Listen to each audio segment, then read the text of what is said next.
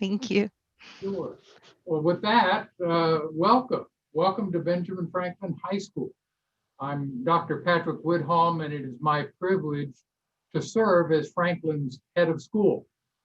We are delighted that you and more than 500 other families from around our great city are joining us tonight to learn about the ways that Franklin is the best school for the best students in New Orleans.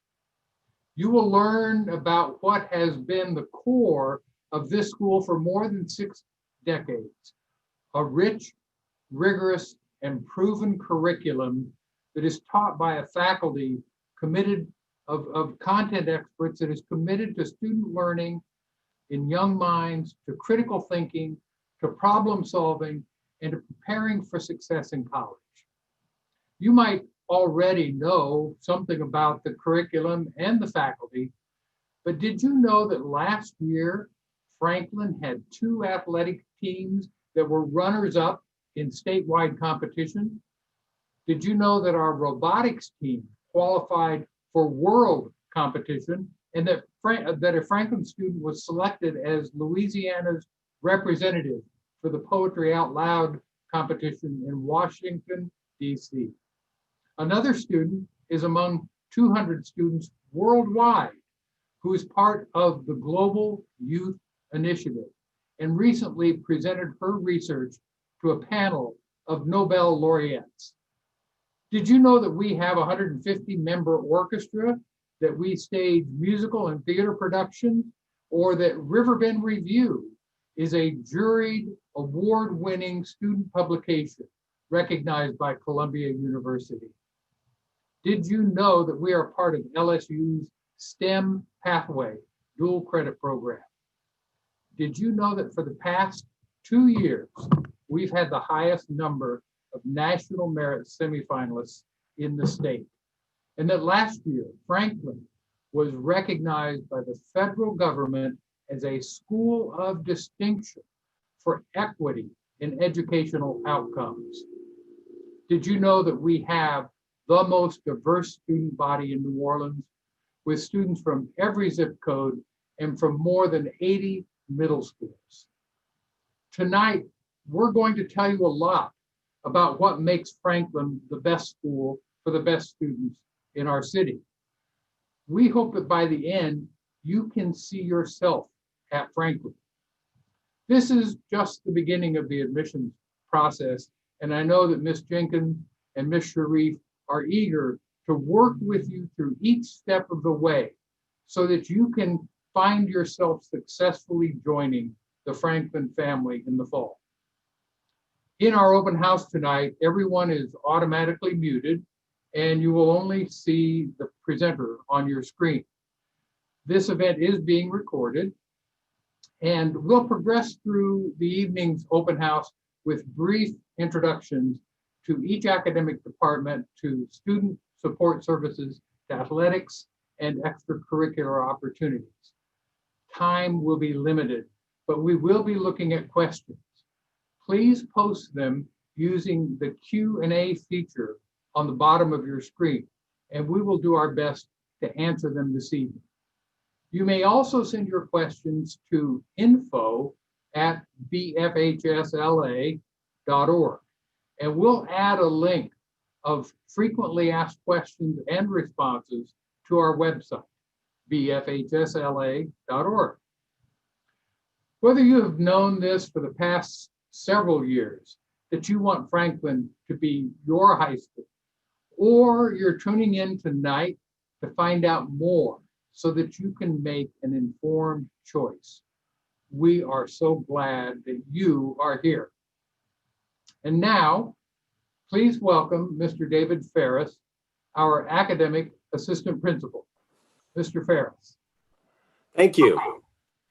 Welcome, parents and prospective students. Thank you for considering Ben Franklin for your high school choice for the coming year. We're honored to have you here tonight, and we hope that you learn something important about the school. I've been working at Franklin for just a little under 30 years now as a teacher, coach, and administrator, and I can honestly say that I enjoy and cherish every day coming to work. It's a great place to be. I'd like to highlight three things that I think sort of encapsulate what makes Franklin unique and one of the great high schools that your children could attend. The first is the flexibility and uniqueness of student schedules. The second is the academic rigor of our courses and programs. And the third is the culture of excellence that everyone in the building sort of catches from each other.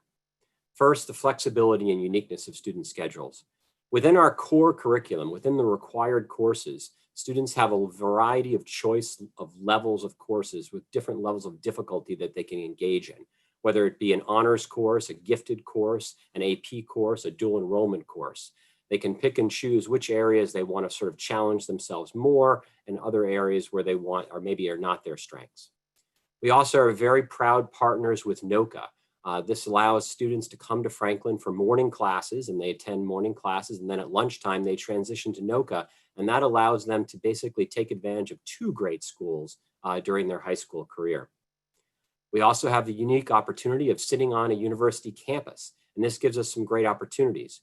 When students exhaust all of the courses they could possibly take in a particular discipline, maybe they take all the way up through French 5, or they take through calculus and differential equations, but they want to continue their studies of math, or they want to continue their studies of foreign language, they can easily transfer or walk over to UNO, which is right on our doorstep, and take more classes and continue their studies.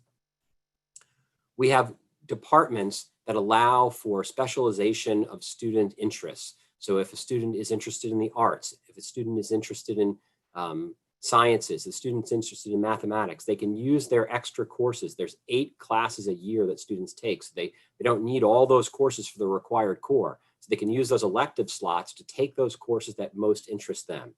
We are proud to be able to offer LSU STEM programs in engineering and digital design. We are happy to work with Operation Spark for those students that are interested in particularly programming, advanced programming classes. It's also, I think, important to notice that Franklin offers a diversity of teaching styles and classes. Our freshmen begin with a freshman physics class that approaches learning from a modeling perspective, where they're trying to get students to sort of do science rather than learn about science. And then you can look at some of our upper level social studies classes, which feel very much like a seminar class where students sit around with the professor and discuss the issues and topics of the day.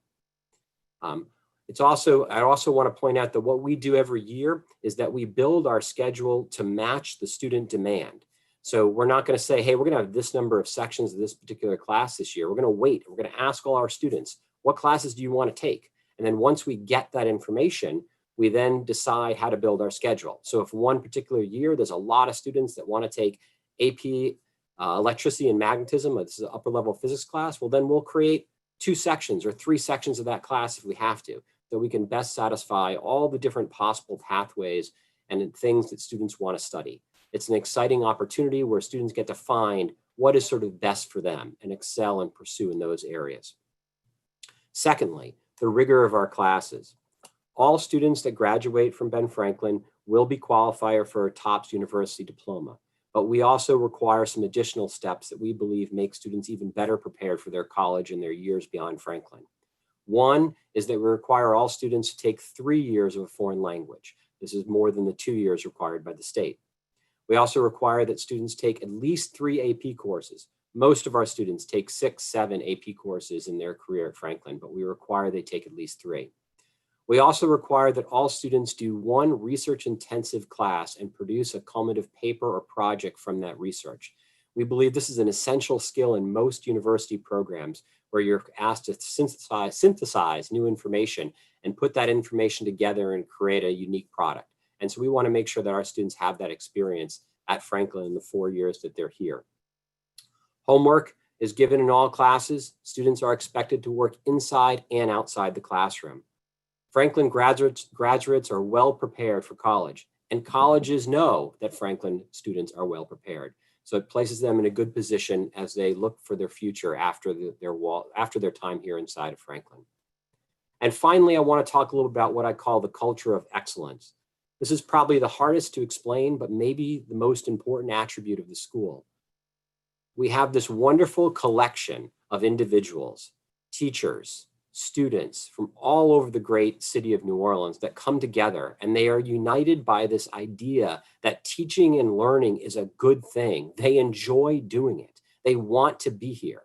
And that spirit is infectious. It actually spreads and sort of perpetuates itself in a good way. Obviously, we have plenty of infectious things that are not good these days, but this culture of excellence is actually contagious among the students, and they end up buying into this. And it's okay to be a nerd. It's okay to study things that you want to study.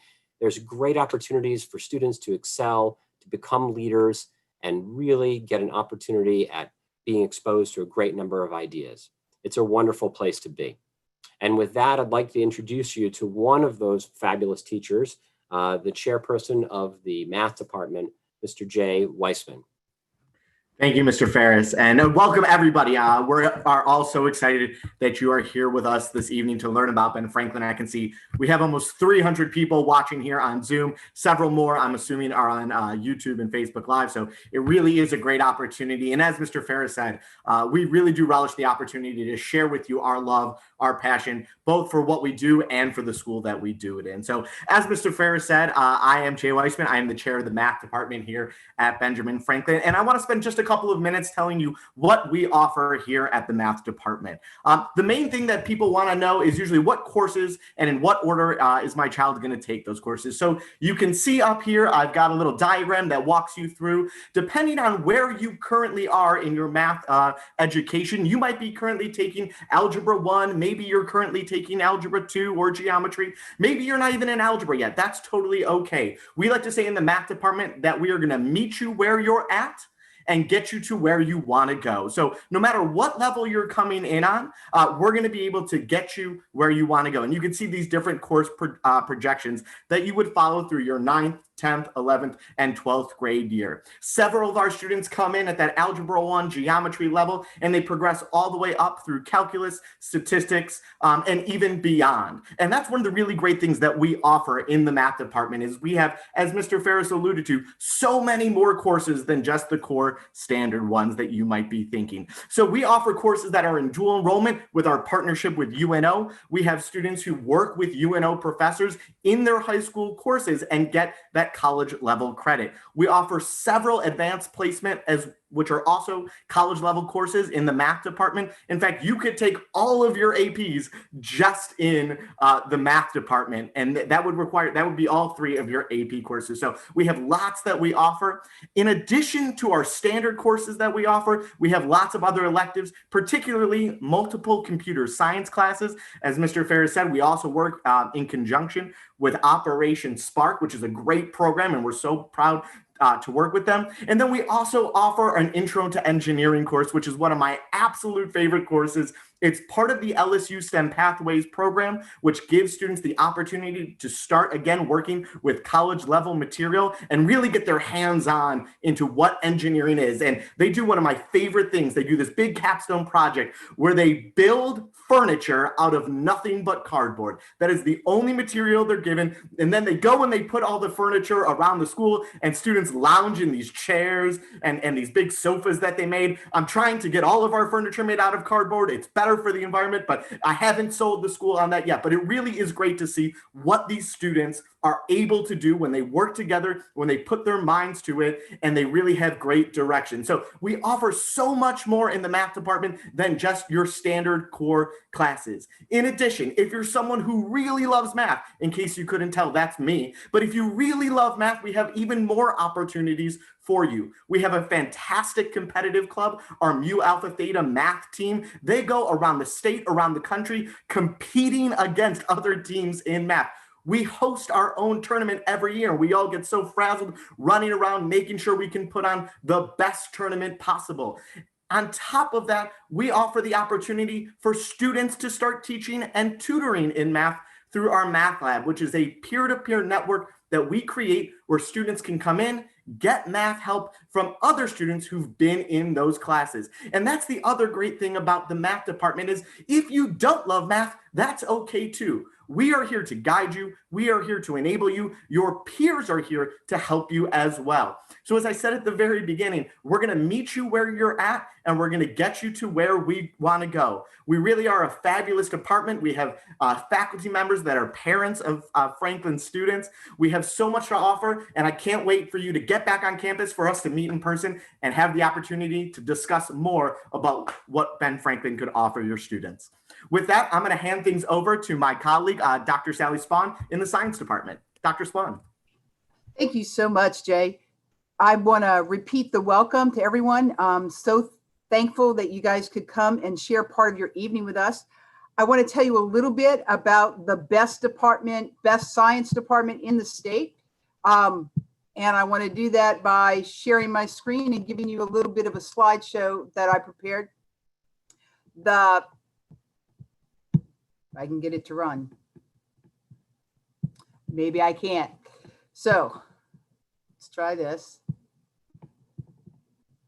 Just run through the slides. So what we have is we have freshmen that come in and take a physics class.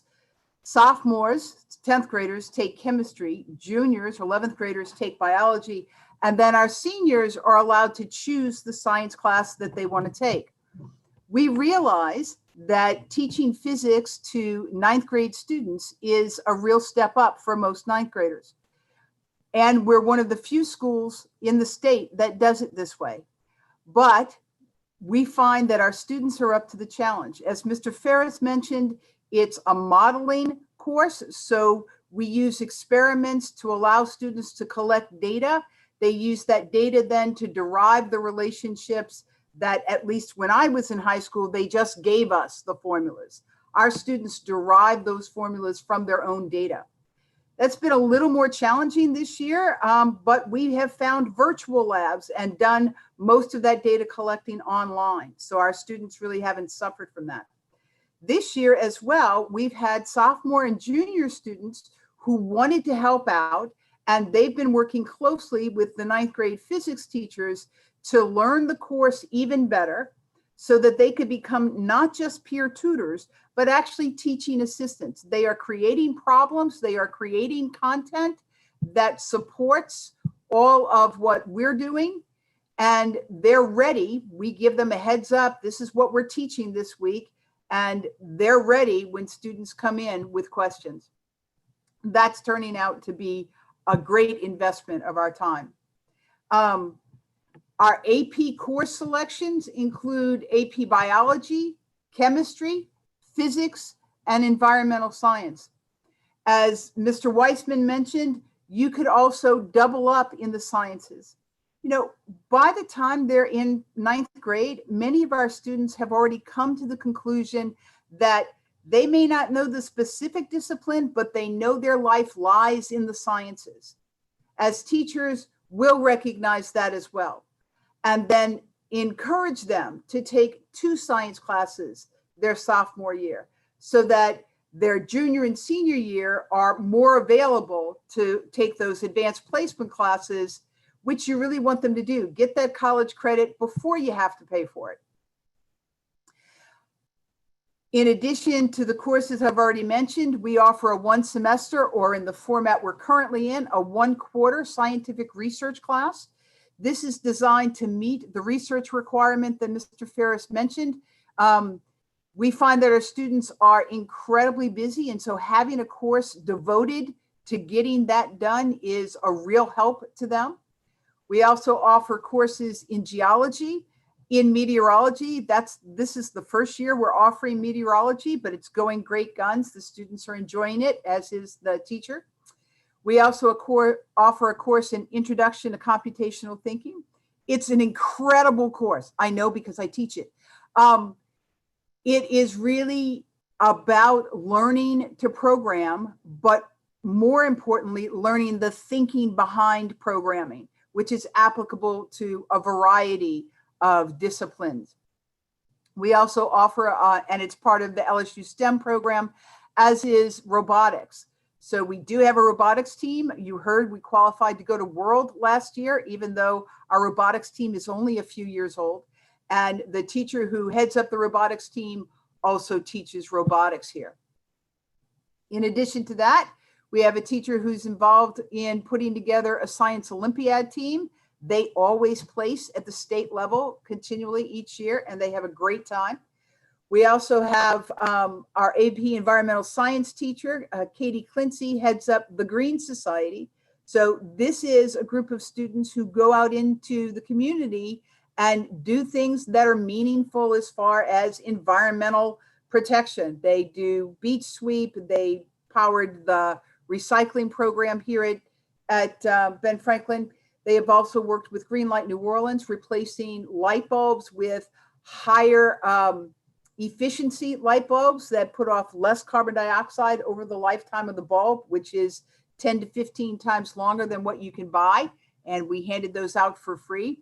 We also taught people to install a backyard garden so that they could be more green in and of themselves. So hopefully we will get a chance to talk more, but at this point, I'd like to just open up the floor so that we can answer any questions that have been submitted already.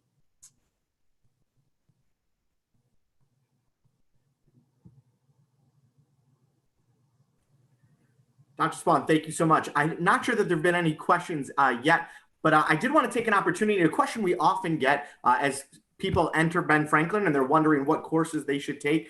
They wonder, I'm in Algebra 1. Should I move on to geometry? Should I wait and retake Algebra 1? And what we like to tell parents and students is that it really is going to depend on how comfortable you feel. We want all of our students who come into Ben Franklin to have a really firm grasp of their Algebra 1 skills, because it really is the building block for everything that they're going to do. So when you apply, you're going to take that entrance exam. And then you're also, if you're at a public school in Louisiana, going to take an Algebra 1 LEAP exam. And using those two pieces of data, as well as conversing with our counselors and our admission director here, as well as me, feel free to reach out to me.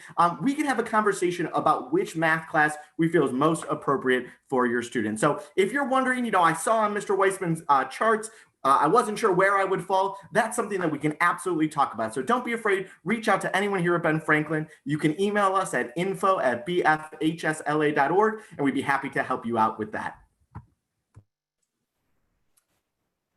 All right, I do have one question coming in for our admissions director. If she would unmute herself.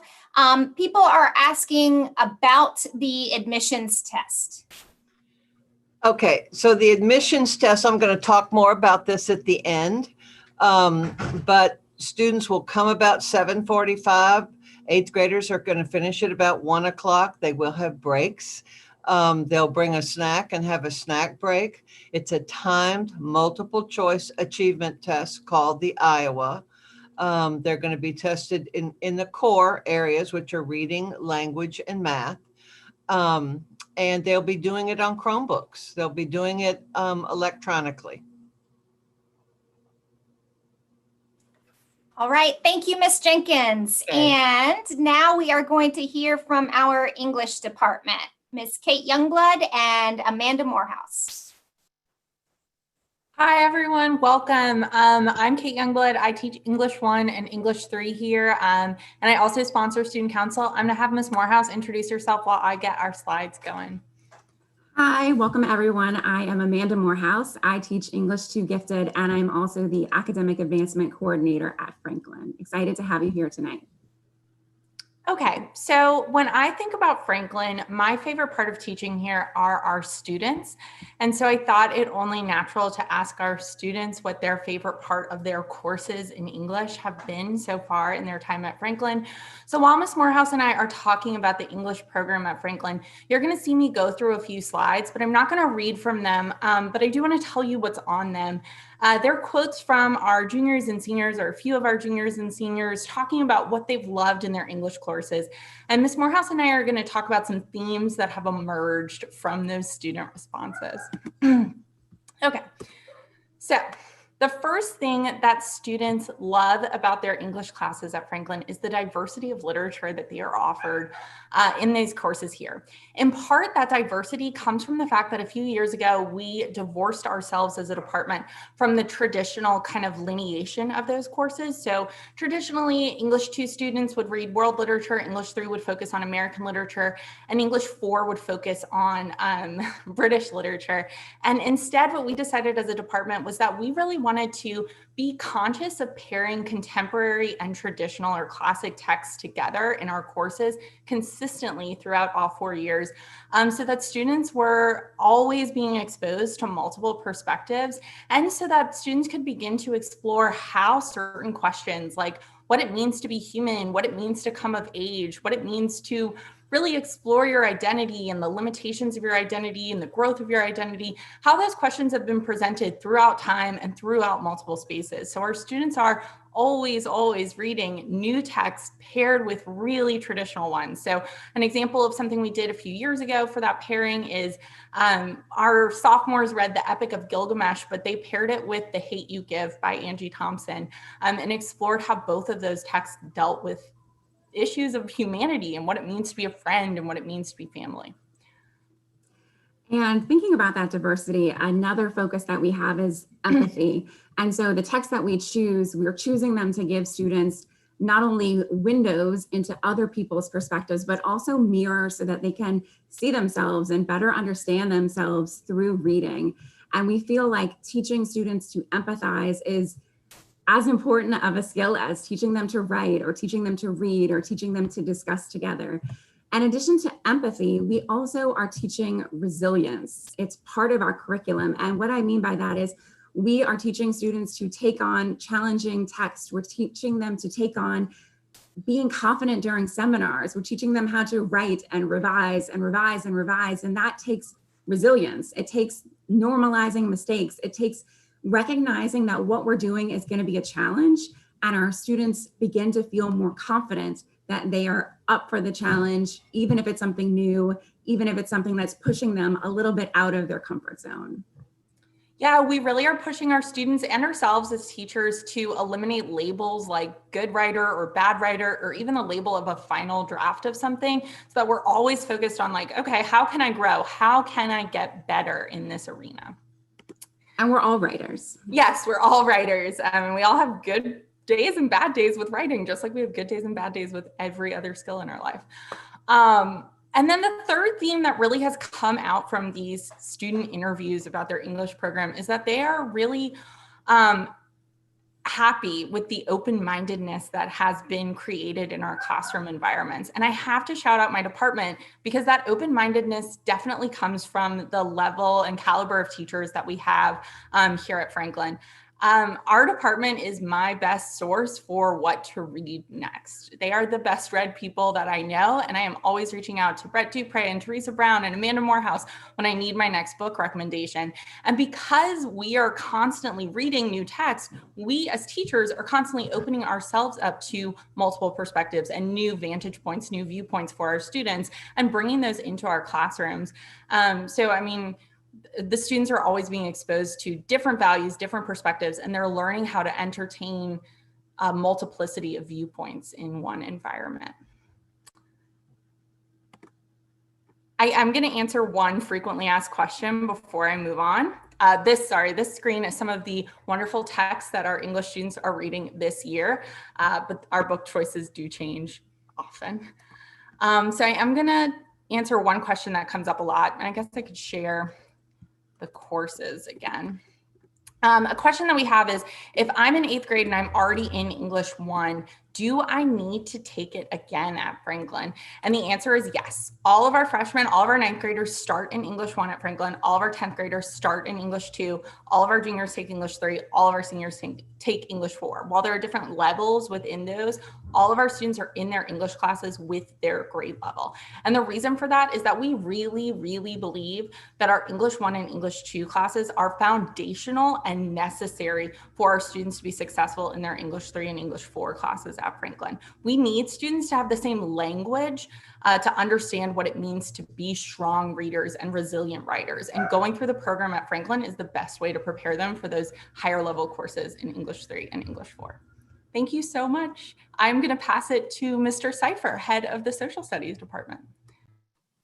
Hello, everybody. Thank you, Kate. Thank you, Amanda. It's great to have everyone here tonight. I am Evan Seifer. I'm the department chair of the Social Studies. Joining me are two of my awesome colleagues, Ms. Kate Roan and Dr. Lauren Lestraps. At this moment, I'm going to share my screen with you. And as I share my screen, you'll see a slide of the course listings. And you might notice that, wow, there's a bunch of stuff there, right? And this is kind of the idea. Our social studies department has amazing selection of courses, amazing opportunities for people to choose so many different things, right? So if you look on the left, you see our core course projection. Every year you have the option of taking an honors class or a AP class. And some years you have more options in terms of content, doing world or European history. So we have lots of different opportunities there. On the right, you see our long list of electives, right? We are like the Dorniaks of social studies departments. You want an elective? We got that, right? We have 20th century history, African studies, Greek and Roman civilization, going down the list, philosophy, psychology, Russian history, sociology, all of these different courses, right? If you want to learn about economics, we have micro and macroeconomics. If you want to contemplate the ethics of those economics you just learned, we have an ethics class. And you might notice that many of these elective courses are dual enrollment or AP courses. So all of this time, whether you're in your core courses or in the electives, you can be earning college credit. And all of this variety really speaks to the amazing minds and the great expertise and great interests of our faculty in the social studies department. They really do some amazing jobs in these classes. And now to speak a little bit more to that classroom experience, I want to pass it on to one of those great minds, Ms. Kate Roan. Hi, everyone. I teach 9th and 10th grade social studies here at Franklin. And thinking about tonight, I was thinking how a lot of institutions seem to value either tradition or innovation. And the thing that I've really liked about teaching here is that it's a blend of both. So on the one hand, you have tradition in that you would be coming to a school that has a long track record, a long history of letting students pick a path and finding them be successful by the time that they're done and pursue any number of options. You have that tradition in place, but we value the present as much as the past, and we value innovation. And so with that, every year is a little bit different. You will do everything from seminars to simulations to different kinds of debates. Anything and everything that emphasizes critical thinking, you're going to find it in social studies classes here. We all teach very differently, and yet we all teach the same ideas. And you'll have a really rich experience if you come to school and you learn from us. And another thing that I want to point out is that it's not just that you're learning, it's who you are that we value. And so you can expect to be asked how you're doing. And we're not just asking you, did you understand what you read? We want to know who you are. What do you make of it? And as far as trying to blend tradition and innovation, I hope that you'll ask us, how do we do that in some ways? So today in class, we talked about how the understanding, the historiography of imperialism is kind of like the historiography of a breakup. And that the ways that people make sense of history are the things that we already do when we're talking to our friends or our peers about relationships and what matter to us. So history is evolving, and we won't know what next year is going to be like until you're with us, because we're going to use you to make the best experience that we can. I hope to see you next year. And now we're going to have Dr. Lauren Lestraps talk a little bit about the research classes that we have so many of in the social studies department. Hey everybody, and I want to build on what Kate just offered. Basically, we do spend a lot of time as a department finding ways that our students' experiences are central to their understanding of history, of geography, and of research. And actually, the research courses are one of the ways that we ensure that that is true. So in social studies, you can take a variety of research courses. You can attach an independent research project into your US history course. And we also offer a music research course, and that's an independent research in social studies. I teach an ethnographic research course where students work as a class and work collaboratively to learn how to design research, how to conduct it, how to write up findings in a way that many students will need to do in social sciences departments and science departments in the future, where you work as a team, you work as peer review, and you work collectively to produce high quality, independent and individual research papers. This is a really unique experience that Franklin offers.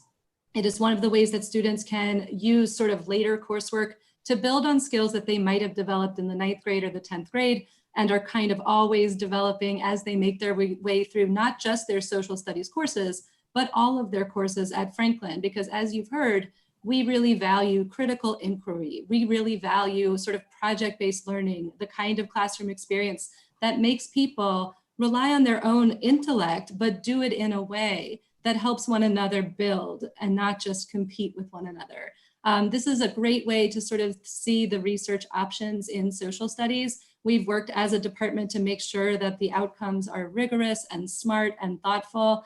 And a lot of the work that we've already seen happen in the past couple of years is amazing, is of higher quality than many undergraduate and graduate research courses that I've seen produce work in my time teaching at universities. The work that our students are capable of is incredible. And I think that is pretty much it. You can always reach out to us with questions about it, and we will take some questions now, I believe, about English and social studies curricula. Yes, thank you. We've had a question come in about what is the difference between honors and AP, and if you have to test to take an AP course. So I'm going to address that to Mr. David Ferris, our academic assistant principal. Hi, thank you. We're seeing a whole bunch of great questions, and we're trying to get to as many as we can. One of the questions is the different levels of courses within the core curriculum. So our base course is actually an honors course. All of our courses in that our school is one that basically attracts excellent students. We start with honors courses, and so most of your courses, if you at the base level, would all be honors. Then there is a gifted course. Gifted courses are offered in English and math, and it's required that to take a gifted course, the student be classified as gifted by state testing. So this is a program, and if you are interested in that and want to be tested for gifted, that's something that we can do at the school. But if you have a gifted course, then a gifted classification, then you can take a gifted course. Gifted courses are going to be tailored towards particular characteristics of gifted children and also be associated with the student's IEP. So what is it that that particular kid is going to study in that particular course and advance as a goal? The next level of courses that we talk about is AP courses. So AP courses stand for Advanced Placement Courses. And what these are is they are modeled on entry-level college coursework. So a student takes an AP course, then there is a national exam at the end of the year. If the student scores high enough on that national exam, then in many colleges, they will be offered college credit. In some colleges and universities are a little bit different on how they handle AP courses, but in all cases, they recognize the universal rigor of those courses. And then finally, there's a kind of course called a dual enrollment course. And this is a course that is taken in conjunction with a college course. So you take a course and you earn a high school credit and a college credit at the same time. And we currently have dual enrollment course offerings with both UNO and LSU. All right, thank you, Mr. Ferris. I have a follow-up math question, actually. It was asking if you are enrolled in geometry as an 8th grader, if you would still have to take the Algebra 1 test. And I would address that to Mr. Wiseman. Excellent. Thank you, Tina. Yes, and I just typed a fantastic answer, but I'll repeat it so that everyone can see it. No, if you've already taken Algebra 1 and Geometry, you are ready to rock for Algebra 2. It really is going to open up some incredible doors for you as you continue at Ben Franklin. It'll give you the option of taking Calculus, AP Calculus, as well as AP Statistics, and potentially even some higher level math courses, whether that's at Franklin, like linear algebra, or at UNO. So we really, again, as I said before, wherever you are, we're going to get you to where you want to go and can meet you at your level. Thank you, Mr. Wiseman.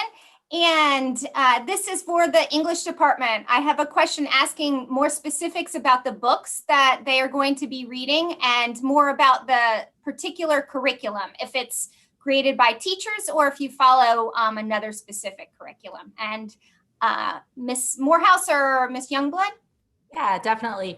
Okay, so our teachers do create our curriculum, each curriculum like for each grade level. And honestly, for each teacher, we do have a lot of variation between teachers with their courses, because we believe that teachers should be teaching materials that they are really passionate about and that students feel that passion. And I think when you read those responses from students, that appreciation for that passion really came through.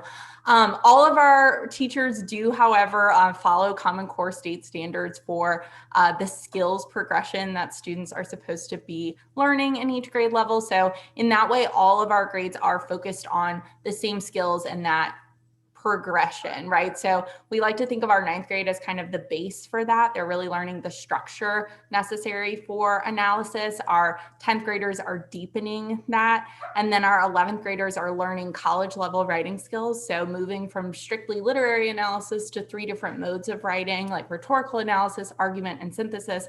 And our 12th graders are again, just like the 10th grade was a progression, a deepening of that 9th grade skills, the 12th grade is a deepening of those 11th grade skills and adding in a little bit more personal writing as college essay prep.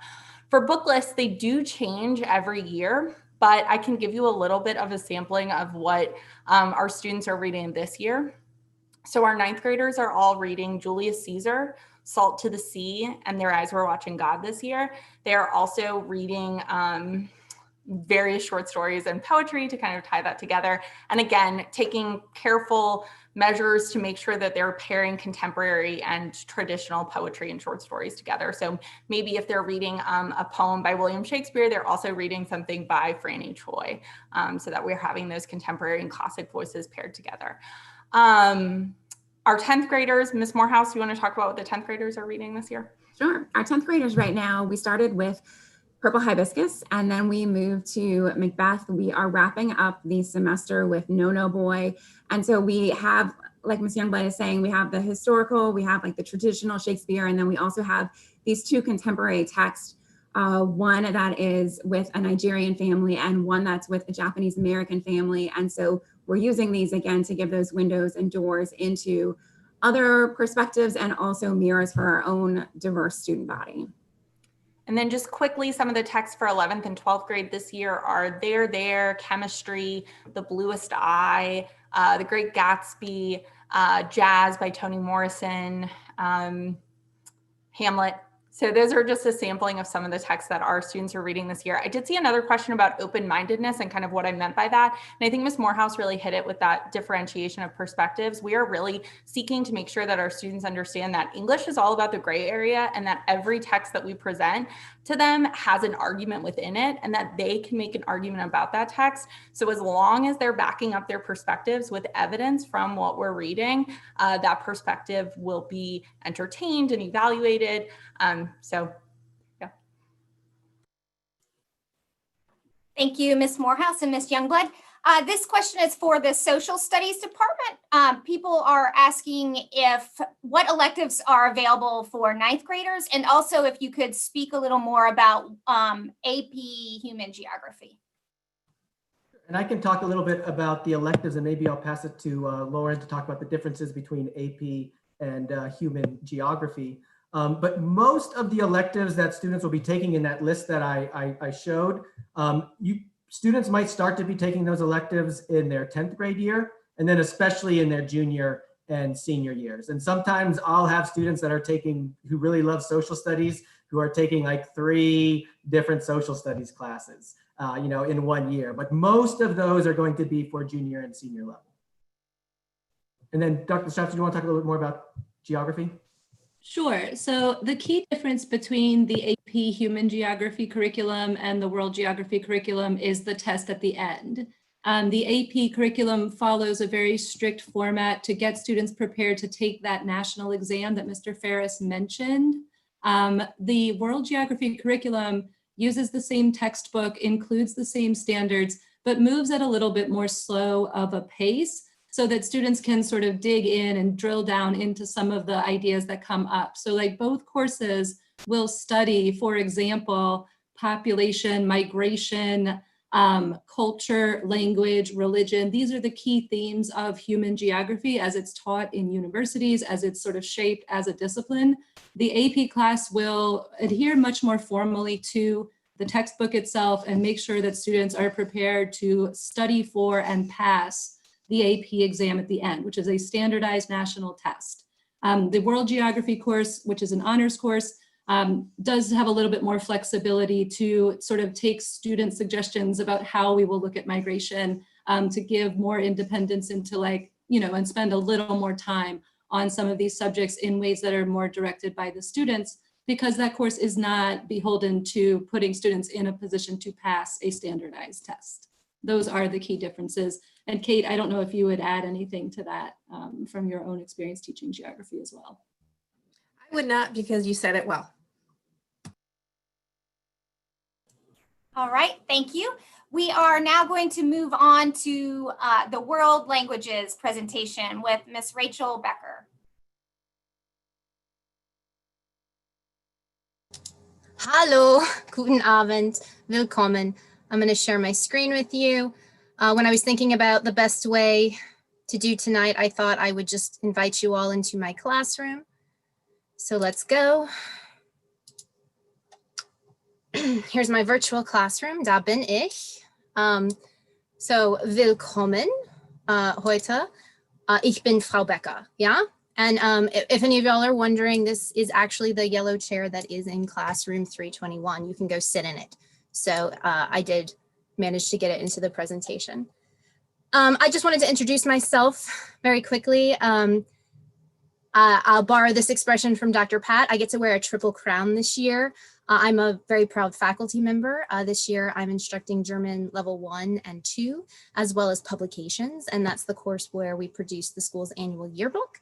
I also sponsor the Key Players, which is our thespian troupe. And so this is the Key Players Drama Club logo. I'm wearing a shirt from our production of Little Mermaid. And then those are some covers of previous yearbooks we've done. Part of my triple crown is that I'm an alum. I graduated from both Franklin and NOCA Theater, so that's cool. And I'm also a parent, and my son is in the class of 24. So I'm very, very involved with Ben Franklin High School, and I show up at a lot of things. So I'll see you all over the place next year when you're here. But enough about myself. I'm actually here to talk to you about the amazing world language program we have at Franklin, and I am extremely proud of the program. We have 5 languages. I'll repeat that. We have 5 languages, and it is not unheard of for students to enter Franklin fluent because they speak a language at home or they went to French immersion and they choose to come in, and we require that students take 3 years of language, 2 have to be consecutive in the same language, but 3 total years. And so students will come in and they'll be off the charts. They'll be in French 5 as freshmen. And although we do not recommend that, right, because the content that is covered in AP courses and the upper level courses sometimes isn't worth the jump, right? Like it isn't worth putting necessarily 9th graders in the same class with predominantly 12th graders. And really those decisions are made on an individual student by student basis. So we don't have a one size fit all mentality. We understand that people can be at all different levels and skill development within their own language, right? You can even have a very high proficiency in speaking, but be very weak in writing. And so we have a lot of tools at our disposal and a lot of 9 amazing faculty members from around the world to help find out where students are going to thrive, right? We want to find the placement where the student is going to grow, not only in their language skills, but just as a human being, right? Because really, at the end of the day, language is a tool. The only reason to learn a language is to communicate and share ideas. So that, you know, that's what we do in class, right? We express ourselves, we analyze literature, we explore, and it's been a lot of fun to do virtual touring. You know, like the pandemic hasn't been all bad, right? Because there's a lot of fun things that are available that we can do in our classes that we didn't necessarily do when we weren't in this online landscape. So in German, we're having the Wanderbus visit, and we have a virtual field trip where we get on the Wanderbus and we can actually do 3D visits to German cities and walk around and interact with German, German avatars. It's very cool. So anyway, Chinese, French, German, Latin, in Spanish, it is possible to go from levels 1 through AP in all of these languages. And they're actually beyond the AP level, which is traditionally a level 4. We also often, when the student interest, like Mr. Ferris was talking about, demands, we will run level 5 courses as well. And those are tailored to the student's needs in those courses. When you're coming into the school and you want to make your schedule, we simply ask you to request the level that you think you would like to take, and then we offer a placement test. And those of you who take French or Spanish and you have Delphi scores, those are amazing. Our program is very much trying to align with like global standards and talk about the languages, not in terms of what level is my high school Carnegie unit, but more in terms of like the global framework. So I'm at an A1 level, or I'm at an A2 or B1, right? So if you're familiar with that framework, we're trying to introduce that and normalize that framework so you can say, oh, well, I'm at a B1 level in speaking, I'm at a C1 level in listening, but I'm only at an A2 level in writing. So, you know, that knowing where you are and knowing what those levels mean, give the teachers tools to basically, we're not trying to teach you the language, right? We're trying to progress you from one level to another, and having baby steps and knowing how to slowly make that journey, right? The only way to go over the mountain is one step at a time. We have to really know where we are and where we want to go next. And I think that our department does a good job of keeping up with what's available and looking at European standards. Beyond that, we offer all of these things outside of the classroom, right? So we started a department YouTube channel this year, and Mr. Matchner, one of our Spanish teachers, and I put up a bunch of videos, a video series. I think there's 5 videos up, and we talk about things like habits of mind, right? Normalizing mistakes. You still make mistakes in your native language. I make mistakes in English, right? It's okay to make mistakes. Perfection is not the goal. The goal is communication. And when you create a learning environment like that, students thrive. That's a safe place. That's a place you want to learn. So come learn with us, right? Come take the language learning adventure. And we're going to talk about building a learning community. We're going to talk about finding joy in learning. We're going to talk about how I would rather you learn about yourself and analyze your own identity and your own perspectives and your own biases than focus on grammar, right? Because at the end of 1 year, there's only so much grammar you can master, and you master that more effectively if you want to communicate ideas. We offer opportunities for our students to compete at State Literary Rally. They always do really well, both regional and state level. We offer national exams, lots of bronze, silver, and gold medalists. It's very nice every year to congratulate the students. Every single language has a culture club that offers support, both in the form of tutoring services, but also just opportunities for students to get together and watch films, use the language, do fun things with the language. And then of course, the honor societies. So when you do well in the language and you complete service hours, mostly with tutoring, then you can be inducted into honor societies for the different languages. So that's a wonderful thing that we offer. We have a global classroom program. Before the pandemic, there was something like 9 to 12 trips offered by faculty members, and we can't wait for it to be safe to travel and for us to offer the domestic, the international, and the exchange program. So we had 3 different types of programs going strong. And I'm proud to let everyone know this year that the GAP program, the German American Partnership Program, went virtual. So we are in fact rolling out a virtual exchange right now with German. So that's very cool.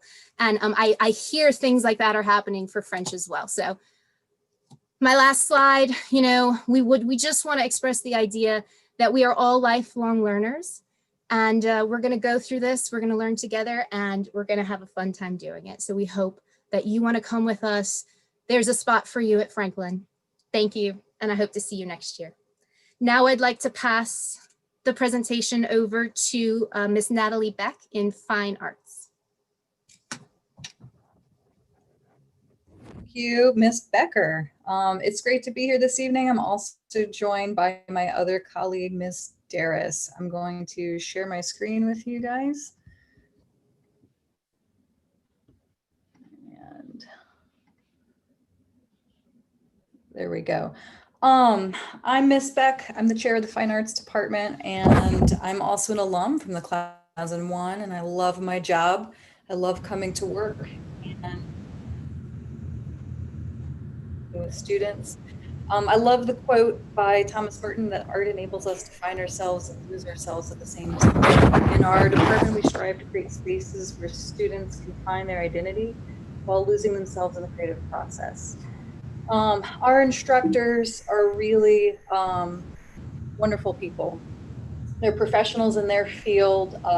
They're not just teachers, but they are also accomplished actors, filmmakers, writers, musicians, visual artists. You can see their work around the city, around the world. You can hear their music at live shows, hopefully soon. They're doing great work, and they get to share that real life personal experience with our students. And I think that that's really important.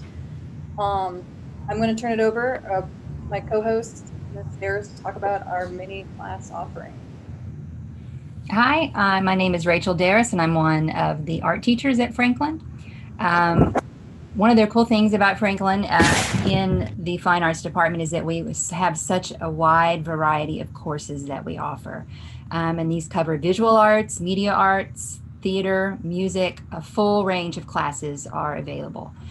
Students do need 2 arts credits to graduate, and there are lots of options to choose from. But I tell students they want to start thinking about that freshman year, really, like what area do you want to focus in, and you need 2 courses in that area. Everyone's welcome. That's another thing I really like to emphasize. Sometimes students are worried about how much experience they have or have not had in a certain area. And we really emphasize that all of our beginner courses, our level 1 courses, are for beginners. They're tailored to students that haven't had a lot of experience, and so we welcome everybody. And then once they take that level 1, they can move up through the levels as they go along. So to talk a little bit about the visual arts courses, we cover a wide range of media in the courses, from 2D to 3D, drawing, painting, printmaking, sculpting. We have an AP course that is a 3D AP design course where we focus on ceramics, so the students work with clay, and a lot of other materials too actually make their way in there, but we really emphasize our clay studio. We're really proud of that program. We've built it up the last few years. I want to turn it back to Mrs. Beck. She's going to talk about media arts. Here we go, back and forth. So we have many disciplines in our department, and media arts has been a growing program over the years, and it's a lot of fun as we add new courses almost every year. We have our digital storytelling classes, which is one of the foundational courses for that LSU STEM Pathways program you heard about earlier. We have photography, both darkroom and digital. Students can learn graphic design, filmmaking. I would also include our awesome publications courses in this discipline. You heard Ms. Becker talk about the yearbook. That's an awesome class, one of our most popular classes that makes a really great publication every year. And our theater program is so much fun. Students get involved both in and outside of the classroom, putting on great shows. They're always active, always exciting, and always entertaining in our theater department. We also have a great technical theater area as well, so students can learn stagecraft design and other stuff. Ms. Darris. All right, so music. Mr. Lacoste is our music director and our main teacher in that area. He has many years of experience, and he's built an excellent band and orchestra program that wins state and regional competitions every year. Mr. Lacoste is fabulous and very well loved by all the students at Franklin, and he's a treasure, really. Our music program is really strong, and we're proud of that. We also want to talk a little bit about the TAV program. That is the Talented in Art program. It is for students who have an IEP, that's an individualized education plan in art. And they can come to Franklin with that designation and go right into TAV1, or they can be tested while they are at Franklin. And we test students all the way, freshmen, sophomores, and juniors can be tested at any time. So the benefit of that is they're smaller classes, specialized projects, and we do test, like yearly evaluations do happen for that. So if a student is interested in that, we really encourage them to come speak with us or to contact our gifted coordinator, Ms. Lori DeFees, and she can give them more information about that. All right, Ms. Beck. Thank you. Yes, we also have other partnerships. We mentioned LSU STEM Pathways program. I love to throw the A in there for the arts. We wouldn't have it without the arts. We also have our UNO dual enrollment program. We've got a great partnership with UNO. As you guys know, they've got an awesome filmmaking department over there, and they've opened it up to allow our students to use their recording studios and their computer labs and their equipment, which is very exciting. We also are in a lot of community workshops. Other people seek us out as Ben Franklin. This is an image of our students doing a shoe design workshop with Nike. But we've had a lot of other exciting offers, opportunities, and contests that come our way that our students love to get involved in. Other opportunities include student publications. We've got a huge array of publications that happen in our department that students have a chance to share their creativity and share their work with each other and publicly. We have art exhibitions on an ongoing basis. You heard Dr. Pat mention earlier our award-winning Riverbend Review Art Literary Magazine, just one of many, many opportunities. We also have travel programs. Ms. Becker mentioned the Global Classroom Program as a whole. As a department, we also focus on going to destinations to see the art scene in cities such as Houston, New York, Chicago. We'll get to the Venice Biennale soon. So there's lots of opportunities for our students outside of the classroom. Just got some examples. I'm going to post a link that you guys can see this slideshow and take a closer look at it more carefully. We've got video links, other examples of student work on here that you guys can check out that we don't have time for sharing with tonight. But our students are super talented, very creative. Our faculty help guide them along to do really awesome work. In this slideshow, I've also attached our interactive art board from last year, where you can check out all the disciplines and all the stuff that they did at the end of last year, even in spite of COVID. So we've got a really exciting department. It's always growing, it's always changing, it's always responding to the creative vibe that's going on in the area. Now we will take any questions that you guys might have about world language or the fine arts. Based on timing, we're going to save these questions for the end, for the final Q&A. And now we're going to hear more about student support and counseling from Margaret Foley and Paul Tran. Hi, thank you for joining us tonight. My name is Margaret Foley. I am one of the 2 9th and 10th grade counselors. I'm also a Ben Franklin graduate. I graduated in 2002. I've worked at several different schools throughout New Orleans, and this is now my 5th year working at Franklin. And I am so happy to work with all of these amazing teachers and with our fantastic student body. And I am Paul Tran. I'm the other 9th and 10th grade counselor. I also graduated from Franklin, class of 2003. I'm excited to be here with all of you tonight to talk about some student support services that we offer. So Ms. Foley and I will be working with students in 9th and 10th grade to focus on the transition into high school and being successful at Franklin. So from there, they will transition to Miss Bruno and Miss Simon to start exploring life after Franklin with college and scholarship options. As you can see on the slide, we also have a terrific social worker, Miss Michelle Bellany, to assist with our students' mental health needs. And another great benefit is that we have a full-time nurse on staff as well, Miss Sarah Heil, to help our families. So Mr. Tran and I start working with students before they even come into Franklin. For all students that are accepted to Franklin, we host a Franklin Welcome event in the spring where we help every single student pick out the courses that they're going to take. I've seen a lot of questions in the chat about, can students take 2 foreign language classes or 2 math classes? What about their art classes? We will sit down with each student and family and we'll help everyone pick their individualized schedule to make sure they're getting all the classes they need to graduate, as well as picking the classes that they want to take before they graduate. So we really work with students on an individual level to do that. We also have a really great summer program that we work with some other teachers to facilitate every summer. It's called Franklin Prep. This is a great program where students can come in before the school year starts. It's in the summer. They get to know other students, they get to know teachers. It's run with teachers and student counselors. So it's a really great way to get to know the whole Franklin community, get to know the building. Once we're back in the building, this past summer, we did Franklin Prep virtually, worked out great.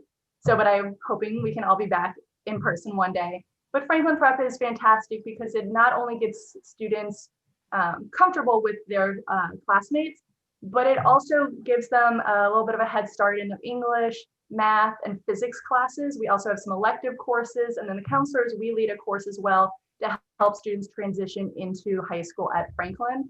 These are just some pictures from the last couple of years of Franklin Prep.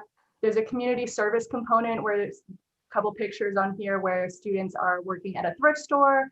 There's some times where the students just get to know each other and they kind of have fun, get to know their classmates and some upperclassmen. There's math classes, physics classes. Here's a student learning to juggle, to work on not giving up and having a positive mindset there. But you can see it's a great way just to get to know other people. And hopefully next summer, everything is great and we can have everyone back on campus again. Yeah, so one thing that I absolutely love about Franklin is the student diversity. I mean, our students are what makes Franklin a great and unique place to grow and learn. Because we have so many students coming from various backgrounds and schools, we enroll all of our 9th graders into 9th grade seminar to help students transition to life at Franklin. This course will give students time management skills, study tips, and resources to help students succeed. We also have presenters from our tech department, administrators, and counselors will come in throughout the course to offer even more assistance and support. And it counts as an elective credit. Yeah, so part of our job as counselors at Franklin, we want students to be successful. We work with students in group levels by going into classes. We work with students and families individually, whether it's for mental health needs, maybe they need some tutoring to improve in a class. Our main job is to make sure that everyone is successful at Franklin and is doing the best that they can possibly do. Yes, so our school is known for having mathletes, but we also have some athletes as well. So I'm gonna toss it over to Coach Heath to talk about athletics.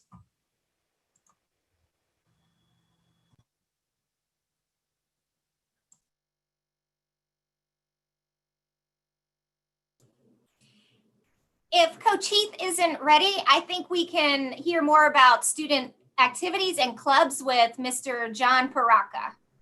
Hey everybody, I'm John Paraka, the coordinator of student activities and alumni affairs here at Franklin. Wow, you're probably saying, all that information already, my God, my mind is going blank. That Franklin place is such a fantastic place. I want to go there. Well, you know what? There's something else about Franklin, and that's called student life. We have so many wonderful things going on at Franklin where you can socialize. Yes, even with a virtual socialization. We have fantastic things going on here. There are over 60 clubs. Some of the other presenters have talked about some of them in their discussions. Student life is very, very vibrant here. We have service clubs like the Key Club and Youth Rebuilding New Orleans. Other clubs are in competitions. You heard about Mu Alpha Theta. If you're a big math person, we have one of the best speech and debate organizations, clubs in the city, if that's a thing that you really want to get into. Student to Scientist is a wonderful organization. You've heard about robotics, and guess what? We even have a sailing club here. Yes, we even have kids who go out and sail, and they win regattas. So some kids say to me, well, I have an interest, and could I start a club? Of course you can start a club. We got so many interest clubs at Franklin, it's not funny. The Anime Club here at Franklin, if you're into that, they are very active people, even virtually. We've got table tennis, feminist club. We've got a wonderful March for Our Lives organization that is out in the community. And if you want to get some less stress, we've got yoga. So we've got a lot of things going on. Besides that, there's something called Spirit Week. Yeah, our homecoming activities and everything. And this is the Spirit Stick. There are competitions by all the classes. They're wonderful, fun days for a whole week. There's a homecoming dance. There's a homecoming court. There are lots of bonding activities that occur during that. Yeah, we have dances at the beginning of the year. We have a prom. We have a wonderful graduation. But you know what? We have a family here. Student life brings all of the wonderful things you've heard about in the other presenters together. Student life is what makes Franklin a family. I've been here over 25 years now, and so I am the alumni coordinator, so you're not going to get away from me. If you come here, and I know you're going to come here, this place changes your life. I meet with so many people, and this is a changing place for all of you. So Franklin is a wonderful place, and we do have wonderful cheer activities, spirit groups. We have cheerleaders, we have a dance team, and we have even got majorettes. Not many places have them. This is a great place where a strong bond with your peers is made. And that's the one thing when I go to alumni gatherings, everybody says, I still know all those people I went to school with. We're going to have a reunion for the class of 1970, and they are still around and they still know all of their friends. That's 50 years ago. Wait a minute, that's when I graduated from high school. So I want to see, I don't know, is Mr. Heath around? Do we see him? Oh yeah, he is. Hi, Mr. Heath. Hi, Coach. Go ahead. Hey, everyone. Hey, Future Falcons. Thank you for taking the time out to check out our amazing learning environment. Again, my name is Coach Heath, and I'm the head of the PE department, and I'm the head football coach here at Franklin. Please excuse me if I'm a little excited. I'm fresh off the football field, fresh from guiding some of our players to a successful Saturday victory. One of the things I'm passionate about is definitely our family, my department, and our athletics. So first I'll go into our department. Our department offers students a comprehensive course curriculum of health and physical education. That's scaffolded into two state required courses that we identify as PE1 and PE2. Those courses engage our students' intellectual curiosity about their body and answer the many questions they have about all aspects of health and wellness. Students will learn to set goals in our class, develop daily fitness plans, explore the sciences and strategies of individual and team sports, and enjoy our department. We're pretty dynamic and innovative with our delivery, so they'll enjoy that as well. We're a superhero team. We're the Dynamic Five. And together we have about 100+ years of teaching and coaching experience. And we're used to serving the students with diverse academic backgrounds and abilities. Which brings me to our athletics, okay? Athletics, we have a great interscholastic program, AKA also known as just athletics, all right? 95% of Fortune 500 CEOs have played sports in high school or college, 95%. Franklin has 9 Louisiana State Athletic Association sports. And I want to make sure I get all 9 on here. So that's swimming, golf, state championship, boys and girls soccer, state championship, volleyball, district championship, boys and girls basketball, state championship, boys and girls tennis, state championship football. I'm just kidding. But we're going to get there. We're looking to, revitalize our program, and we're making some adjustments. And we got some great young men that want to be scholar athletes. They want to do it, both of them. These amazing programs, they provide our students opportunities outside the classroom to engage and learn loyalty, school spirit, teamwork, leadership, intuition, communication skills, problem solving, and again, an experience that 95% of Fortune 500 CEOs have participated in. But if that's not your thing, like Mr. John Paraka said, we have limitless clubs. So we love you. We can't wait to see you. You're going to be a part of our family, and we're happy that you came and checked us out today. Go Falcons. And now we're going to go to our wonderful, where are you, Mr. Donald Jackson, our Assistant Principal of Operations, and Lynn Jenkins. She's the person you're going to want to talk to because she's our Admissions Director, and we're going to wrap it up. They know everything. Go ahead. Well, thank you, John, for that introduction. And as we begin to wrap up, parents, we know that you can not only hear the excitement of our staff as they get primed and ready to serve your children and educate them, but you can just feel it. And I can tell you, as a proud father of a sophomore student here at Ben Franklin, that she is so excited about everything that's going on at Franklin every day. And I'm also the proud father of a 2019 grad and alumni. So it's an amazing place. And we're so happy that you've taken the time out of your busy evening to just join us virtually for this open house. And I'm going to just give you 5 quick steps about our process so that you can keep that in mind as we begin to wrap up, and we know you have some more questions. One of those things you need to know is that our application process is very easy. You can do it from your cell phone. All you need is 3 proofs of residency, your child's birth certificate, and again, that must be residency in Orleans Parish. It has to be handy. Secondly, your child must be scheduled for the admissions test once you submit a complete application, and we have reviewed it. Thirdly, test scores and current year grades determine academic eligibility. We want to see what you are doing now. A lot of parents have questions about how far back grades our administration staff will look at, and I'm going to let Lynn Jenkins touch on that, our administration director, shortly. Fourth, you need to know we don't have a lottery. So what does that mean to you, parents? That means that there's no long sleepless nights waiting for a number to be called, or anxious worry about whether your child, even though they perform well on a test, will have an opportunity to participate in this wonderful school.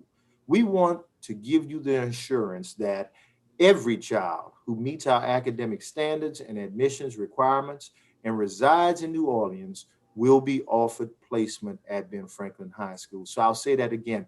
Every student who meets those requirements and is a resident of New Orleans will be offered placement at Ben Franklin High School.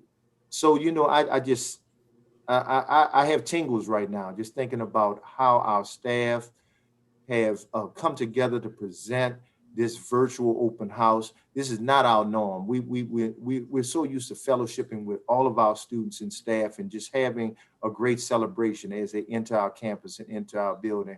So unfortunately, we have to suffice with this virtual open house for now, but this will not be the norm. And this is certainly not indicative of what we're going to be doing for all of our students and families in the future. So without further ado, I bring on someone you will get to know very well through this process, our wonderful Director of Admissions, Ms. Lynn Jenkins. Thank you, Mr. Jackson. Thank you very much, Mr. Jackson. It has been a great event. I want to thank all of our teachers and coaches and everyone who's taken part tonight. I want to thank everyone at home who has stayed with us. I'm going to wind up with some admissions information, and then we're going to open up for questions till about 7:15. One of the big announcements that I want to make tonight is we are going to have another virtual admissions event. It will be led by students, and the presentations will be by students.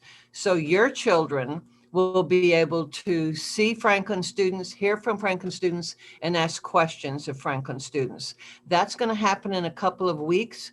We'll send out an email invitation, and there will be information available at our website about that. I want you to feel free to contact me with questions and concerns. My phone number is 504-286-2610. My email is ljenkins@bfhsla.org. I try to read my emails about 20 hours a day. We have tests coming up. And we're going to be sending out more information about that testing. We want to reassure you that we are testing with safety accommodations in place during this health crisis. The students are all going to enter through the side gate on St. Anthony Street. We will all wear masks, and the students will wear masks. They will have temperatures taken at the gate. Then we will be in the courtyard to direct them to their classrooms. They're going to test on Chromebooks. That requires less handling of papers and passing things around. We will, and the kids are going to be, the Chromebooks will be on desks that are a minimum of 6 feet apart. We will send out the information, the test scores, about 2 weeks after the test. And as long as students have tested in November, December, or January, they can retest. Students who test in February would have to wait until May to test. So hope everyone will try to get that testing done in those first 5 testing periods. Again, feel free to contact me. And now I believe we're ready for more questions, and Ms. Sharif is going to handle that for us. Thank you, Tina. Sure. We were going to answer a few admission specific questions. Okay. And one of them that I see is, what test does an incoming sophomore need for admission? Well, one of the things that students need to know is you will take the test that is designed for the grade you're in.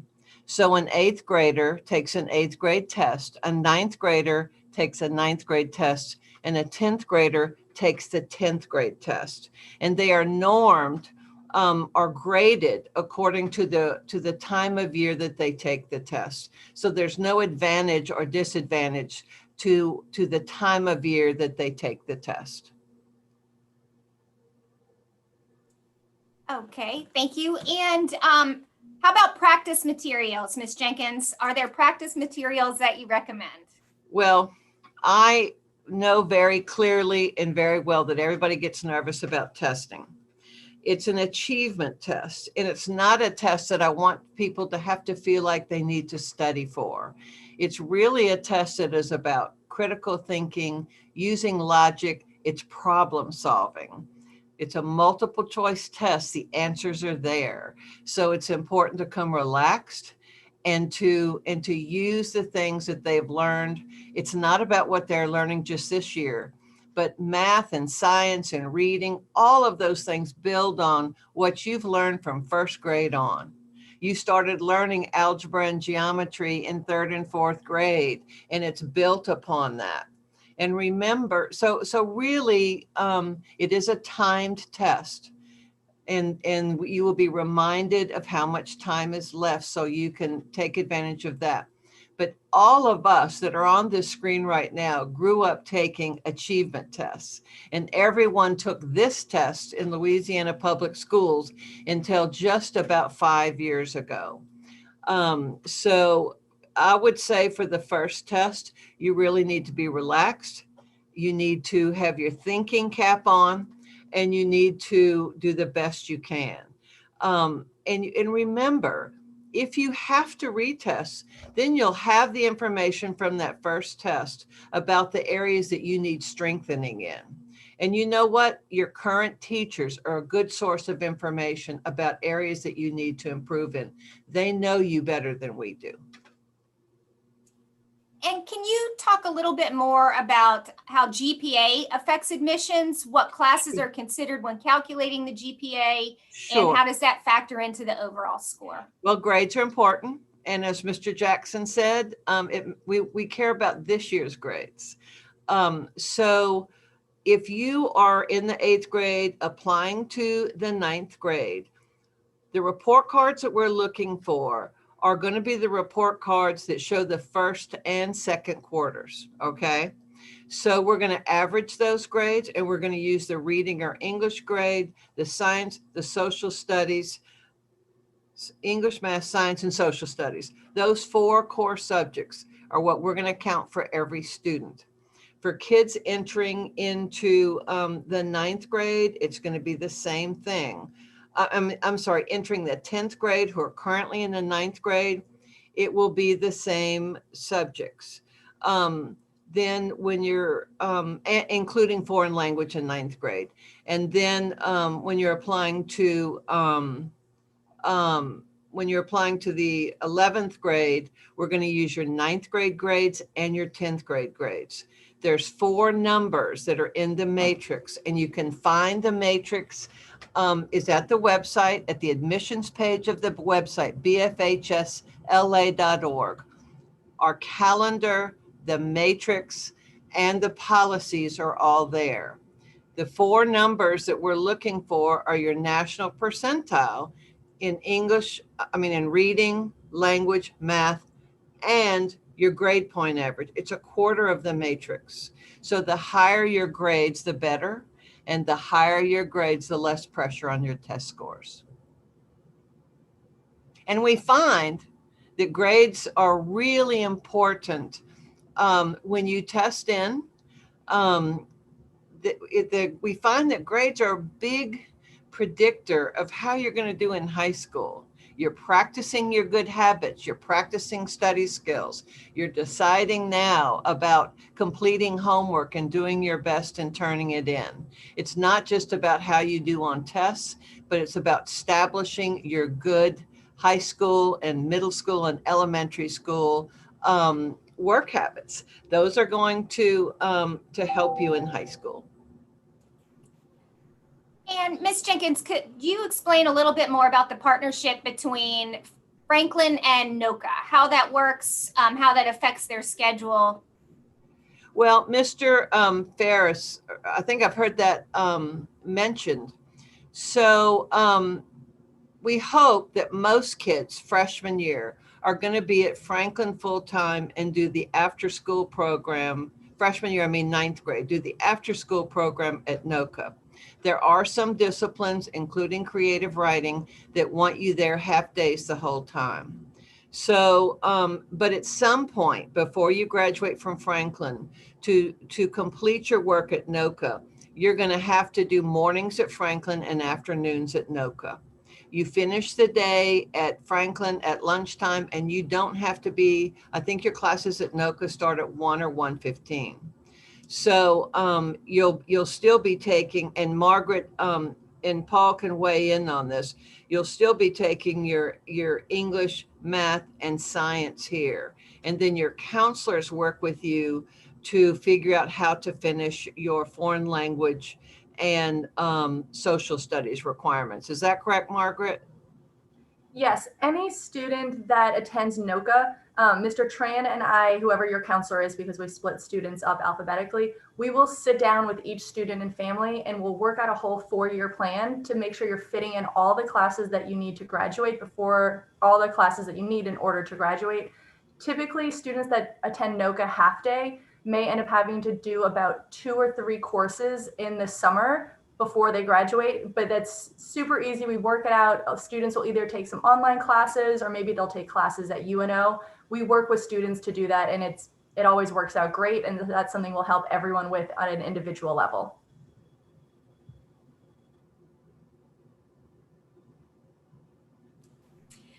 Ms. Jenkins, I'm getting a question about the specific courses used to calculate the GPA points.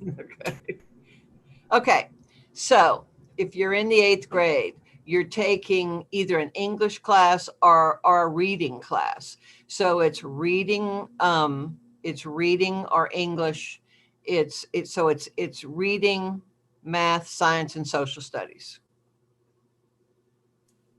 Okay, thank you. And we are now going to allow participants to raise their hand if they want to ask any further questions directly of our panelists. So if you have a question that hasn't already been answered, please raise your hand and we will unmute you. Allow you, please, when you're unmuted, please say your name and then your question.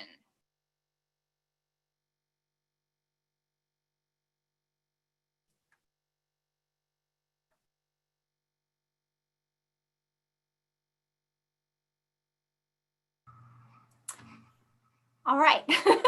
If that's not working, I've got a question about dress code. Mr. Jackson, could you go into a little bit about what our dress code is? Sure. Our dress code basically consists of, let me just go back a little bit and talk about where we've come from.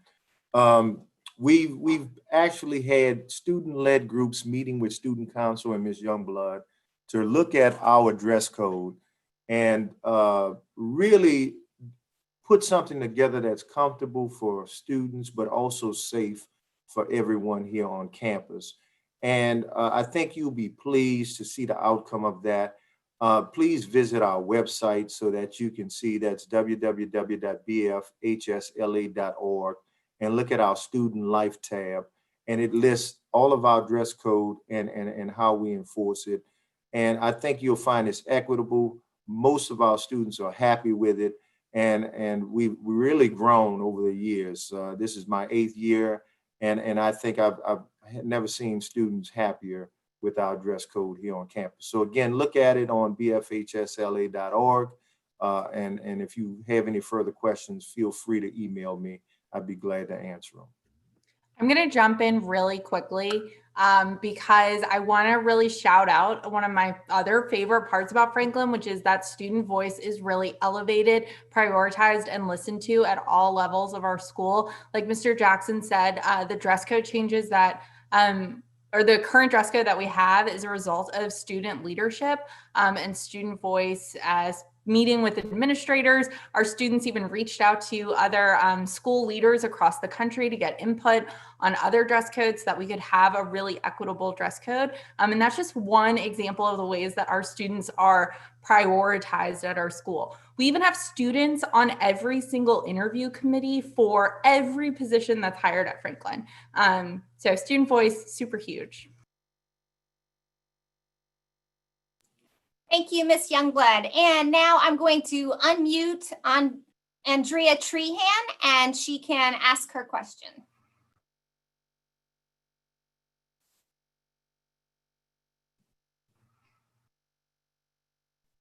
Andrea, are you unmuted?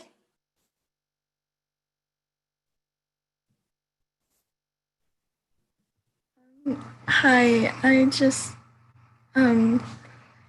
my name's Andrea, and I have a question, and it's, do the teachers at Ben Franklin feel obligated to teach us, reteach us the stuff we need to learn?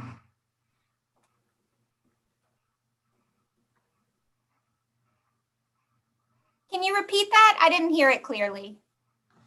Do the teachers at Ben Franklin feel obligated to reteach us the stuff that we're gonna learn? I have a question about that. So Andrea, it sounded like what you were asking is, do we feel obligated to teach you what you learn? And I'm curious about the word obligated. We're really passionate about what we teach. And so I would say we really care that you get strong results, but we teach kids, not content. So you are at the center of this, and your peers are at the center of this, and it's you we're really interested in. But if you feel like I didn't quite answer the question, please feel free to reword it, and I'll do better, or we'll do better. Yes, thank you.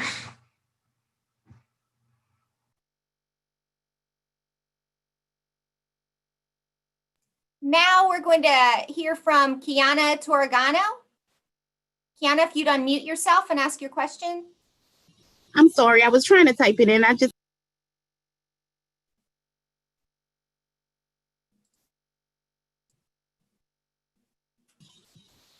Are we able to change the date that we requested on the initial entry application? My daughter has the open house at Nicholls State on the same day of the test, on the 14th. So is it possible to change is what I'm asking. Sure. Just shoot me an email, Kiana, and I'm happy to change the date. It's not a problem at all. Okay, thank you so much. Okay. And now Jessica Guzman, if you would unmute yourself, you can ask your question. Hi, yes.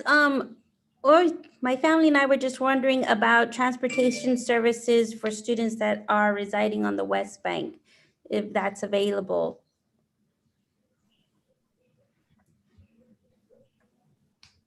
I can answer them. Good. Oh, go ahead, Dr. Go ahead, Don. No, you take it, Don. That's fine. Yeah, we have a consortium of parents who get together and work along with our board representative to provide transportation for different parts of the city. Unfortunately, we haven't been able to garner a lot of participation for our West Bank bus over the past year or so. But if there are enough parents that are interested, they are allowed to come together and they come up with a fee that parents will pay for the entire year. And those buses will be in service for the West Bank area. So we will give you some more information regarding transportation as we get closer to those deadlines so that you can get that information. Thank you. And now Ainsley Lang, if you would unmute yourself, please ask your question. Hi, can you hear me? Can you hear me? Yes, we can hear you. Go ahead. Okay, thank you. I had a question about like a dress code thing. Are we allowed to have like different colored hair, like unnatural colored hair? That's a yes. And you can see everybody's head shaking. That is a yes. You are allowed to have different colored hair. All right. And if anyone has final questions, they can raise their hands, or we can just wrap things up and let you know how to email us with any questions you might have after tonight. There was a question earlier about what colleges our students get into. I'm going to share my screen to show you the colleges our students have been accepted to for the last 5 years. And the colleges that are in bold are where students from the class of 2020 have been accepted and are attending. So our students get into every type of college, local public universities, Ivy League schools. Some students go international.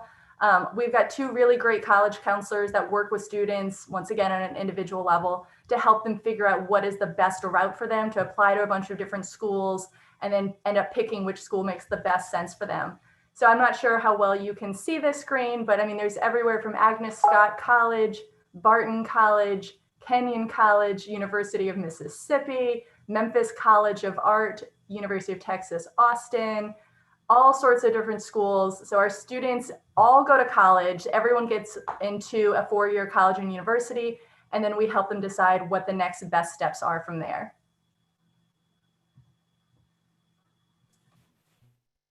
Thank you, Ms. Foley. And Olivia Lenoir, if you would unmute yourself, you can ask your question. Yes, we had a question about the admissions scoring. Right now in 9th grade, the classes have been split. So she's not taking all of her core courses. She's not taking all of her courses right now. So there's 4 classes now, 4 classes beginning in January. So if all of the core classes aren't being taught right now, how does that impact the calculation for the admission scores? I can answer that. So there are several schools in the city that have a full block schedule. and we got several of those children this year. So you would send us the first semester report card that shows the first half of the year, the completion of those courses in January. And then when you get the a report card for the first half of the second semester, you're going to send me that so that we have the completion of the courses in the fall and the first half of the year for the classes in the spring. Does that make sense? Yes, thank you. Okay, great. Thank you. And I think we have time for last two hands that are raised. Valerie, if you would unmute yourself, you can ask your question. Hi, my son has English for second language, and I want to know if you have program for ELA students.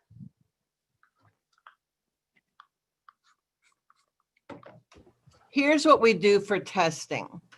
So when you submit the application online, you attach a copy of his ESL or ELL report to the application, or you email me and we figure out a way to get it, okay? And that ELA plan or ESL, I'm sorry, plan or ELL plan, I know it's called two different things, will provide for test accommodations for your son, okay? He would have to take the test in English. But if his language is Spanish, for example, he would have a word-to-word dictionary, a Spanish-English dictionary. He'll have extended time, and his test proctor would read the instructions to him in Spanish. And if he tests in, then Franklin will provide the ESL support that he needs. But he does have to take the test in English with his language accommodations. Does that help? Yes. Okay, thank you, Valerie. Thank you. And our last question, Matthew Bancroft, if you would please unmute yourself, you can ask the question of the panelists. Okay, I was wondering, what would the schedule be like? Would it be you have all classes in one day, or half classes in one day and the other half in the next? I'll take that one. So traditionally, we're on what's called a modified block schedule, which means that students have 8 class periods and they take 4 of those classes on one day and then a different 4 on the next day. And those classes run for an entire year. And that's been the schedule we have been following since about 2005, 2006. This year, we went to what's called a traditional block schedule, where you take 4 classes, but you take them every single day and you complete an entire class in a semester. And we did that largely for public health reasons. So what we will do next year will still be determined based upon what the public health conditions are to make that guidance. So at this point, it would be one of those two things, but I wouldn't want to promise you now which one of those two without knowing what the conditions will be facing come a year from now. All right, thank you. And Ms. Jenkins, any final words before we say goodnight? You hear him cursing like crazy. You got to tell me before you do. You know, I really don't. There's a lot to absorb. If you have questions or concerns, if you don't live in the parish yet, give me a call, give me an email. You do have to live in Orleans Parish, but if you're planning to move, we will work with you ahead of that move, whether you're in the state or whether you're on the other side of the ocean. So, you know, just reach out with questions as much as possible, even in a virtual world, even with doing admissions, much of admissions online. We want to work with you individually where you need that. So just get in touch with me. All right, thank you so much. I don't see any other hands raised, so I think that we can say goodnight to everyone. Thank you all for coming, and we look forward to answering your questions and walking you through the process. And for those of you testing this weekend, we'll see you. Good night. Good night.